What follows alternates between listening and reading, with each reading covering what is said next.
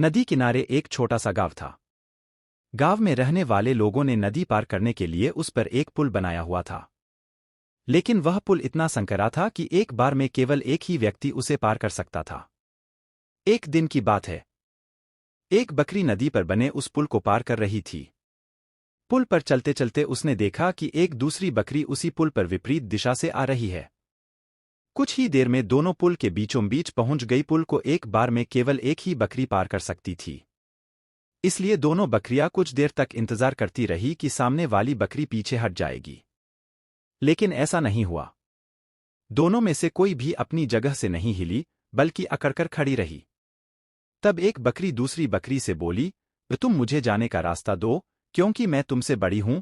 जिस बात पर दूसरी बकरी हंस पड़ी और बोली, भोगी तुम मुझसे बड़ी, लेकिन मैं तुमसे कहीं ज्यादा ताकतवर हूं। मैं तुमसे जल्दी ये पुल पार कर लूंगी। इसलिए तुम मुझे रास्ता दो। कुछ देर तक दोनों में इस बात पर बहस होती रही कि दोनों में कौन ज्यादा ताकतवर है। फिर बहस लड़ाई में बदल गई। दोनों अपनी सींगों से एक दूसरे पर वार करने लगी। धीरे धीरे उनकी लड़ाई बहुत बढ़ गई। परिणाम ये हुआ कि उनका संतुलन बिगड़ा और वे दोनों पुल से नीचे नदी में जा गिरी। नीचे नदी की तेज धार उनको बहा ले गई और अंततः दोनों मर गई।